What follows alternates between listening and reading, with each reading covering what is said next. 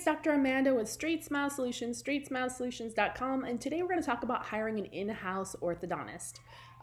Assuming you are a general dentist or a pediatric dentist and you are thinking about not doing it yourself, whatever reason, I don't know why you wouldn't want to do it yourself because it's super fun and awesome, but don't get me wrong, I've been that orthodontist that's wanted to get hired by a GP or a pediatric dentist. So certainly there's a lot of good orthodontists out there. I think right now in certain demographics, not all demographics, that there is an abundance of orthodontists who would desperately look for something like this. I mean, I think I've told you guys when I graduated in 2004, the compensation was upwards $2,000 a day plus bonus if you wanted to come into an office, and that's what I got paid. So it's changed a lot in the last 2 decades. It's gone drastically down in terms of what you get compensated, just because there are so many general dentists doing ortho and the systems and everything have gotten easier. So, I mean, yeah, it might work out for you if you find the right person. This is going to be a long video and there's just so many things you need to know about. So my suggestion always is not to even consider doing this until you've started to build it up a little bit yourself. So first thing you want to do is you want to start doing a little ortho. You shouldn't bring any specialist in unless you understand what you're doing, because your specialist will get sick. Your specialist will quit. Things will happen. Don't patients will come in on a non-specialty day and need attention with emergency visits or things that break or bend, especially if you're doing fixed ortho. Every single member of your team needs to know how to handle those emergencies, needs to know what to do. What do I do with this wire when it breaks? What's the new one that I put in? Once you start fixed ortho in your practice, it is like a virus. I don't mean to say it in a negative way, but you will not be able to get rid of it for a lifetime, for the lifetime of your office, years. Once you start it, you can't stop it unless you want to pay orthodontists to finish your case.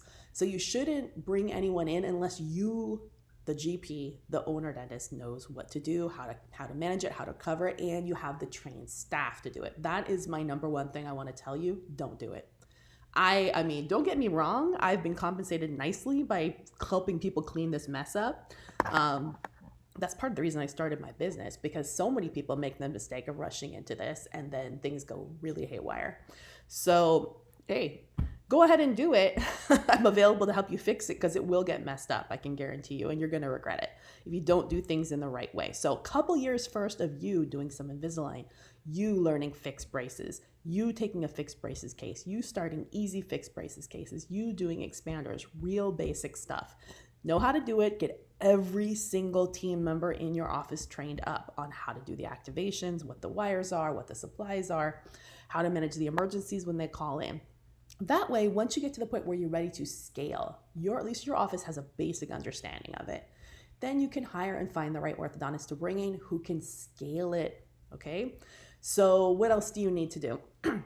Well, you got to find the right person. My suggestion is to get someone young, not to get someone old. I hate to say it because I'm right in the middle, but usually that works out better. They're more moldable, they're more modern, they're more willing to be efficient. I hate to say it, but most older orthodontists are freaking slow and inefficient at what they do. I have yet to see someone who's efficient, who's in their 60s or 70s. I'm sorry, but the technology has just changed. I can do something in half the time in a better way often, because I just know how to get from A to Z quicker and more efficiently. But that's a good question to ask. Don't ask how long a case takes. Ask them to look at a case, show them some cases. If you're interviewing people, show them the records, a good set of high quality records on 10 patients, and ask them to write out a treatment plan. You should have panos, you should have photos, you should have scans. Ask them to write out a treatment plan. And that's something I also help doctors with, is I can look at these treatment plans and tell you if they're a good doctor, a bad doctor, an efficient doctor. There's a million ways to get from A to Z. But you want someone that's going to do things in the right way for your type of demographics. So are they going to use headgears? How are they going to fix their overjets? This is a great question. You want to have a good selection of patients to do a mock-up treatment planning session on. Some overjet patients, some growing patients. Are they going to be pulling teeth? Don't just go by what they say. You actually want them to create treatment plans for these patients and then run them by some established orthodontists that you trust and be like, is this how I want my patients to be treated? Because depending on how you hire them as a 1099 or a W-2, you might be partially responsible. And like I said, if your doctor up and bails, which can happen, you can't force them to stay there. You're going to have to hire an orthodontist. Either you're taking over those cases in the interim, or you're going to have to hire someone to take over. And if your existing ortho is doing some funky stuff, you're going to have a hard time finding someone to fix it. And then you might be liable, okay, for some of the weird stuff that's happening. So that's the first thing I would do. Collect 5 to 10 different patients, growing, non-growing, people who want clear aligners, people who want, things like that, and have them work up the ClinCheck, have them create a treatment plan, ask them what they're going to do, really challenging cases. And then hire someone like me or other orthodontists out there who are willing to sit down with you for an hour to help you weed through these treatment plans and see if that's what you're looking for the type of practice that you have. If you have an inner city practice in a low income area, it might be very different than, when these VIP practices in a very, affluent area. What the patients are expecting is going to be different. They might have different expectations. The dentistry that's done by that orthodontist needs to match up with the expectations of your demographics, and it might not be a good fit. So that would be the first thing I'd recommend doing. Second thing you need to do is you need to design the opportunity. And I've done some other videos on this about the opportunity. Some people think, well, if I open it, they will come. If I build it, they will come. Well, that's not exactly it, because how's this going to work? What are you thinking, 1 day a week? Are you thinking 1 Saturday a month? In general, I find that the best way to do this is to do Saturdays or to do afternoons and evenings, because your vast majority of your ortho cases are probably going to be kids and teenagers or working adults, young working professionals. They're not going to have the flexibility to go between 8 and 5. Is your office open these hours? If they're not, this might be a great opportunity. Because you can, assuming that you have the ability to have AC and heat in your building, which some buildings do close at 5 o'clock or not open on weekends, you can extend your hours, to open it up to ortho outside normal GP hours. That's great. Saturdays, Sundays, evenings. I mean, you'll do very, very well if you turn, and I love that idea of basically, and I've done that, where I've gone into offices when general is not in session, or maybe we overlap by an hour or something if we have some cleaning patients. That's always nice to be able to take the wires out, get a cleaning, have hygiene there, but you don't have to have the GPs there, just hygiene, and team and front office staff, and flex those hours. Just do a few hours to start, 1 Saturday a month, 2 evenings a month, something like that. And people will come. Definitely they will come. So you need to figure out what it's going to be. Are you going to be able to get staff in? You need to have trained orthodontic staff. That may not be your regular staff. Now, if you've already trained up your regular staff and done this like I recommended for a few years, and everyone's at least basically skilled, the orthodontist can finish the training, as long as they know the basics, what a wire is, how to take it in and out, and the orthodontist, especially if the volume is not crazy high, can always do the harder stuff. Now, that's a question you're going to need to ask them, because there's definitely a lot of diva orthodontists out there who will not. They will not do assistant work at all. And I've worked with many of those. I'm one of those ones that if I was free, I'm going to jump in. I'm going to untie. I'm going to retie. I'm going to do the manipulations. I'm going to take the harder stuff if people are struggling, But if you're working out of 8 chairs, that's not possible. They're consults. They're mostly there to supervise and do consults. That's mostly their job. They may not ever get their hands dirty, So you need to find out what kind of orthodontist that you have. What are they expecting? Are they one of those that's going to jump in and do everything? Flat out ask them that scenario, what they're planning to do.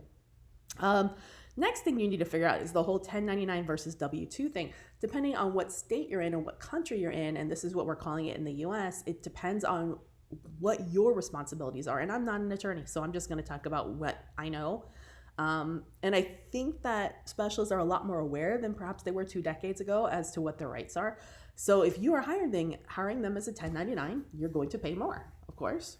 But, they're also responsible, according to the laws, to bring their own supplies, their own assistant, their own staff, their own brackets, pay their own lab fees, but they can also charge a heck of a lot more. Is it going to be on production or collections?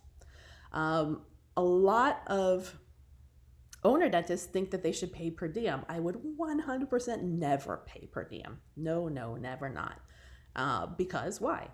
We want them to hustle. We want them to sell the cases. We want them to turn the cases over. We don't want them to say no. I've definitely had specialists or been around specialists that get paid per diem that get extraordinarily lazy. They're just there to collect a paycheck. You're going to lose money in that case. So it's either going to be on production or collections. Production's usually more popular. I always kind of groan on collections because now I'm at the liberty of how efficient your team is in terms of collecting. And, what if they give discounts and other stuff? So I like production personally. I have, assuming I have enough chairs, and assuming I know I have enough staff and supplies and the days are good, I'm very confident with production.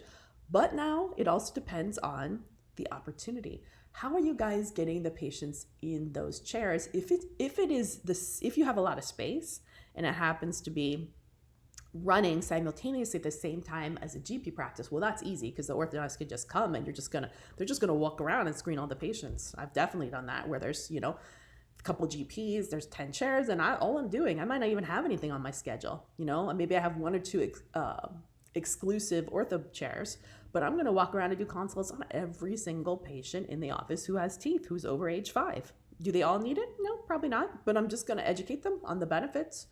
And the great thing about that is that the team hears it all. Obviously, unless you are the owner doctor and the other associates there, it's often they're thinking, what's in it for them to move this patient over to ortho? What's in it for them for the referral? Is there compensation if they start? I mean, the ones I worked at, there was always compensation for the GP or the team member who referred the patient if they started. I don't remember if it was 25, 50, whatever it was, but it was something small. But that at least got them to, and they had KPIs. So for the office, so they had to screen X amount of ortho consults per month in order to hit their bonus. So the teams were always referring patients over and making sure they landed in my chairs or making sure I knew about them. So that is a question that you'd want to talk to your team about. Build those KPIs, key performance indicators, because I'm not going to come in and be an orthodontist unless I know I'm going to have patients in my chairs. I want the whole team on board. It needs to be a win-win for me and a win-win for you. Okay, so again, going back to the whole W-2, if the doctor's a W-2, you need to pay the lab fees or split the lab fees. You need to provide the staff. You need to train the staff. You need to provide all the supplies. Some orthodontists are going to be divas and need a lot of special equipment, really special brackets. Ask them, are they expecting certain types of brackets? Expensive brackets, self-ligating brackets, Damon brackets, or can they use kind of standard mini twin brackets? How's it going to work in Invisalign patients with that large lab fee? Who's going to pay it? Who's going to split it? How is the doctor going to be compensated for the Invisalign cases? I would 100% never compensate them up front.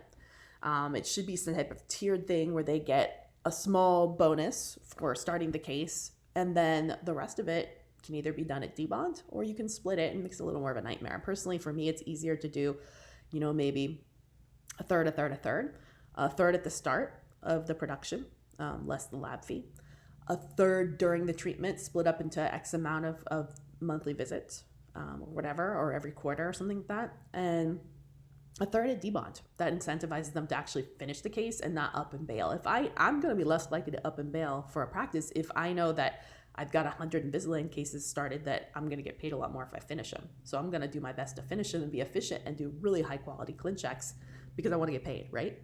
So many things to think about. Other thing that you want to think about, again, is, so it gets, again, a little more hairy, the whole W-2 versus 1099. The reason why I really strongly recommend you do the W-2 and not the 1099, I know you guys all want to do 1099 because it's less liability for you, but you have more control over case selection if you do W-2. As the owner doctor, you don't want your orthodontist starting cases that you can't finish. So you should say no surgical cases, whether you do no canine exposure, what defines surgical, I mean, certainly not orthognathic surgery in a GP office. I wouldn't recommend that. But if your doctor's a 1099, you have no control over what they're starting, and now you have to finish that case, okay? So, and there's some orthodontists that won't want to finish those cases. What about clefting cases? What about craniofacial cases? What about syndromic cases? What about special needs cases? What about canine exposures? Don't scare me, but some are more difficult than others, If you do a W-2, you can have some say over what cases are referred out still, even if there is an in-house ortho, and what cases are started. And that's going to make things easier for you later, definitely. Yeah, I mean, that's pretty much it. I pretty much talked about everything in a nutshell. A lot of things to think about in terms of compensation. Again, it comes down to the whole 1099 versus W-2, who's paying for what. You got to write that all out and make sure it's legal. Run it by your attorney, because if you're doing things that are sketchy, I mean, I've certainly been in situations where I was a 1099, but yet they were trying to boss me around on times and treatment plans and when things are started, and that's not working for me. I'm the 1099. So I'm in charge. I'm liable. I'm in charge. I do, So things to think about. So hopefully your head isn't spinning too much. It is a great opportunity, especially in certain markets where braces are still really popular to do this. Now, if you're in a more removables market where removables would fly, you can do almost everything with removables that you can do with fixed, with a few exclusions. And if you stick with removables, it gets way easier in terms of being able to sub people out, because it's much easier to replace an orthodontist for removables than it is for fixed, because, Invisalign can always be changed, rebooted, things like that. Whereas fixed, you're using a certain type of wire, a certain type of bracket. And if you're using non-standard stuff, a lot of doctors won't want to work there. So anyways, hopefully that was helpful. All right, thanks so much.